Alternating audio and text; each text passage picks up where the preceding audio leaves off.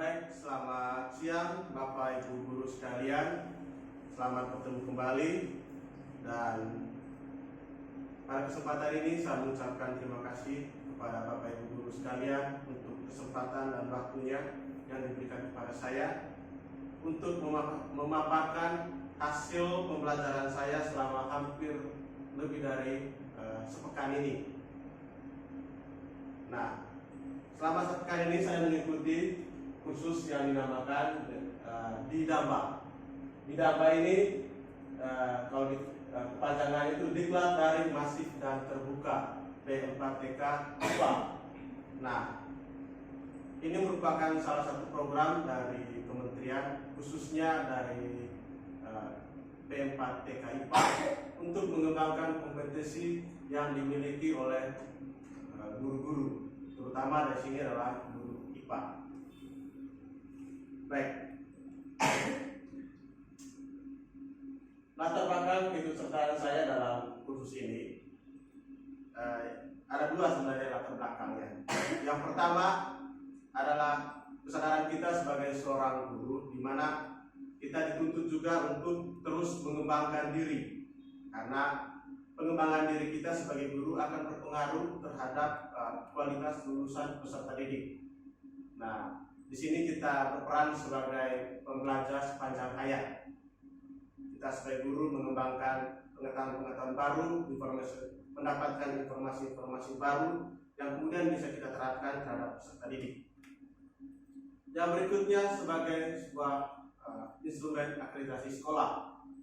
Ya, dalam akreditasi sekolah itu salah satu poin pentingnya adalah sertifikat sebagai kepala lab. Dan untuk mendapatkan sertifikat itu, ya salah satunya adalah ikut dalam program Didamba ini. Baik, garis besar pembelajaran Didamba. Nah, dalam pembelajaran ini yang saya ikuti selama lebih dari sepekan ini, yang pertama itu pembelajarannya itu berbasis konstruktivisme, di mana kita sebagai pembelajar di sini kita membangun pengetahuan kita lewat informasi-informasi, kemudian menyimpulkan suatu pengetahuan dari informasi yang sudah kita peroleh. Yang berikutnya pembelajarannya itu berbasis social constructivism, di mana kita berkolaborasi dengan pengajar lain dari seluruh Indonesia, ya, untuk mendapatkan atau untuk mengkonstruksi sebuah pengetahuan. Kemudian juga kita belajar bersama dengan orang lain dan berbasis inklusif, ya. Jadi semua golongan itu bisa masuk dalam proses pembelajaran ini. Yang berikutnya di sini kita belajar untuk memanfaatkan website juga dan kelas virtual. Dan selanjutnya ada prinsip interaktivitas, kemandirian, aksesibilitas, dan pengayaan. Nah, ini sistem yang digunakan, di mana peserta dan pengajar itu berinteraksi melalui atau dalam sistem Didamba, ya. Dan di sini pengajar itu hanya memfasilitasi peserta, ya. Jadi kita bisa dalam proses konstruktivisme tadi atau mengkonstruksi pengetahuan kita bisa berkomunikasi juga dengan pengajar, ya, pengajar yang akan membantu kita, ya, untuk menambah pengetahuan kita. Kita juga bisa berinteraksi melalui sistem Didamba ini, berinteraksi dengan peserta lain, ya, dari seluruh Indonesia, ya, dari Sabang sampai Merauke. Dan dari peserta lain juga kita mendapatkan banyak pengalaman bagaimana pengajaran yang kemudian bisa menjadi inspirasi untuk kita. Nah, dalam Didamba ini, ya, saya mengikutinya itu mulai pendaftaran, ya, sejak tanggal 13 sampai 15 Februari itu pendaftaran. Kemudian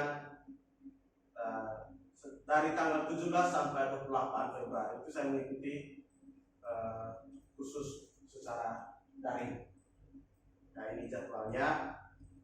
Nah, nanti Bapak Ibu sekalian bisa mengikuti di masing-masing. Dari setiap P4 TK itu ada apa ya? Untuk setiap mata pelajaran itu ada. Untuk matematika ada, untuk IPS ada, untuk bahasa Indonesia juga ada, untuk PJK juga ada. Dan setiap P4 TK itu memiliki programnya masing-masing. Dan ini sangat bagus bagi kita untuk mengembangkan kemampuan kita sebagai seorang pendidik. Baik, materi yang diajarkan di sini, saya mengikuti kelas suhu dan kalor, sehingga di sini yang diajarkan terkait dengan konsep suhu dan kalor, kemudian mekanisme menjaga kestabilan suhu, dan kemudian proses pemuaian. Ya. Nah, kemudian kita akan masuk ke proses pembelajaran yang saya ikuti.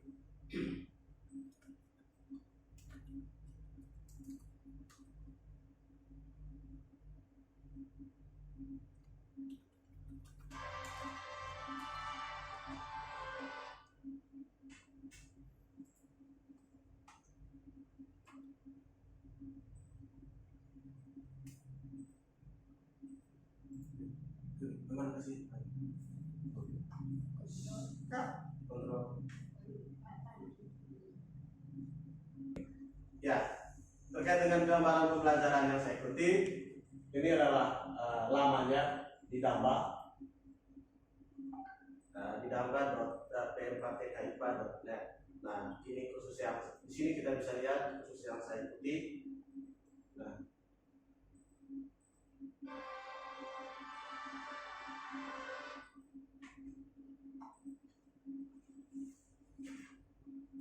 Nah, sebenarnya ada 3 sesi, ya, 3 sesi utama dari kursus itu, 3 sesi utama. Sini ada pendahuluan. Nah, dalam sesi pendahuluan ini kita ada pretest, kemudian yang terutama itu ya kita bisa saling mengenal dengan guru atau pengajar dari seluruh Indonesia. Kemudian berikutnya di sini kita diberikan konsep suhu dan kalor. Nah, untuk memperdalam pengetahuan kita, biasanya mereka meminta kita untuk melakukan percobaan atau praktikum mandiri. Ya, di sini kita buat praktikum mandiri, kemudian kita upload. Nah, nanti ada timbal baliknya dari pengajar.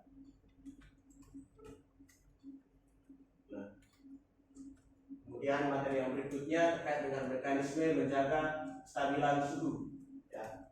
Nah, di sini juga sama, kita memberikan materi, memberikan bacaan tambahan, kita memahami itu, kemudian mengerjakan tugas berupa LK 1 dan LK 2, dan dari situ kita bisa membuat kesimpulan.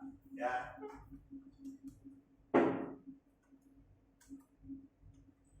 Nah, selanjutnya terkait dengan materi pemuaian ini, selalu sama ya. Jadi ada materi, kemudian ada praktikum, ada LK, kemudian ada umpan balik, dan kemudian ada pengayaan berupa pretest ya. Nah, ini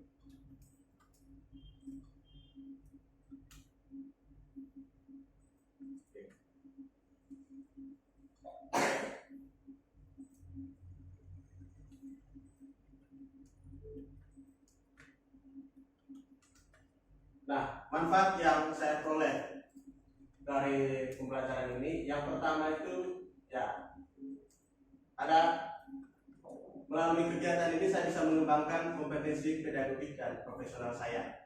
Ya, melalui pembelajaran ini saya bisa tahu, atau terutama untuk konsep suhu dan kalor itu, ada hal-hal baru yang kemudian bisa saya pelajari. Ya. Di sini ada juga kita bisa sharing pengalaman lain terkait pembelajaran IPA dengan guru lain. Nah, di sini ada satu pengalaman dari guru di Jawa, bagaimana dia cara mengajar konsep pembuayan dengan cara yang sederhana, yaitu dengan menggunakan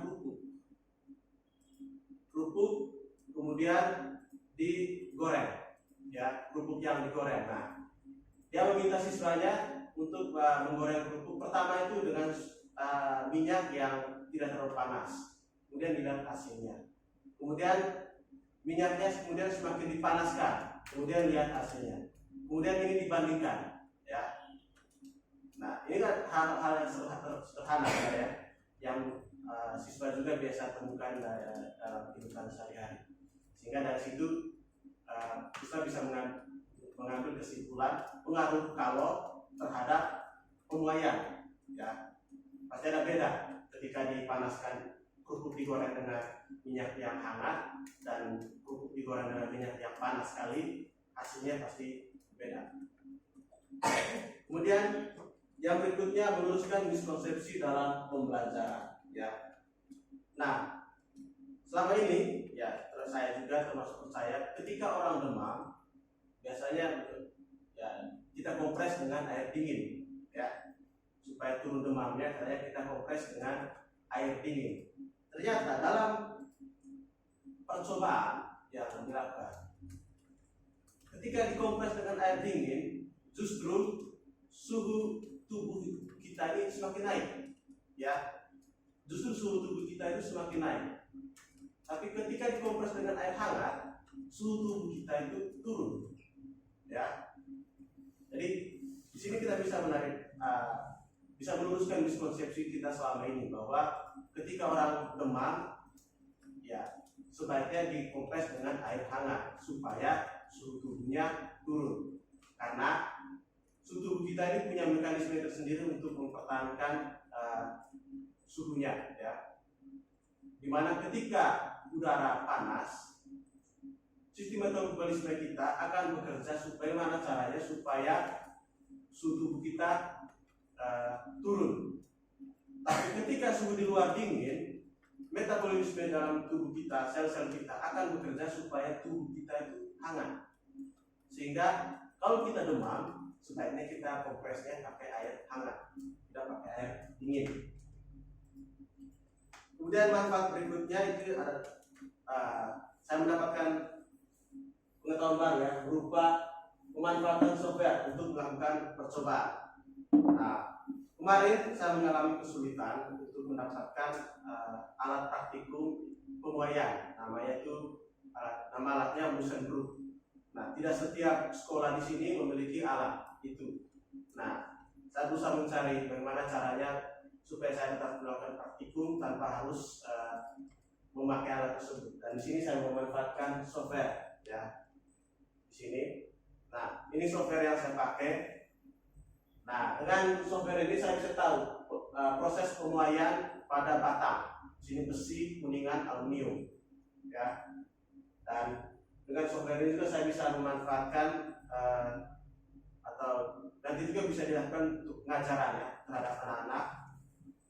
Dan terutama ini juga bisa untuk menyiasati kekurangan kita dalam ketersediaan alat praktikum.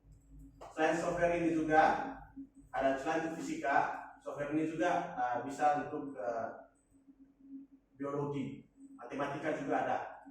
Ya.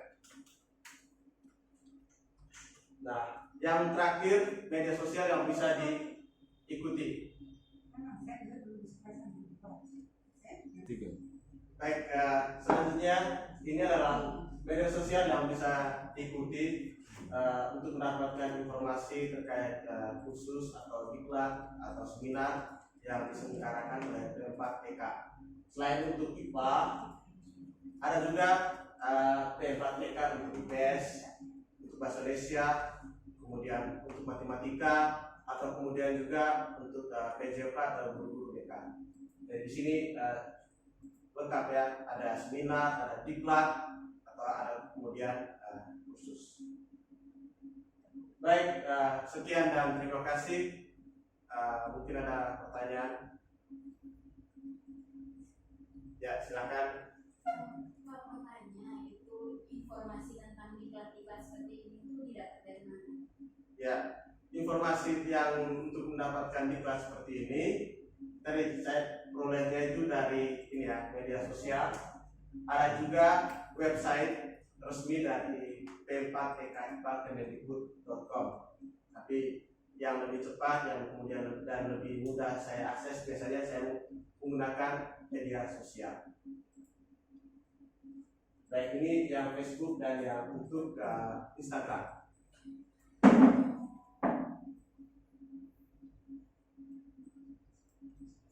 Baik, kalau tidak ada pertanyaan lagi, terima kasih untuk kesempatan dan waktunya. Semoga apa yang saya berikan ini dapat bermanfaat bagi Bapak Ibu guru sekalian. Sekian dan terima kasih. Oke. Kita sambut pemateri selanjutnya, materi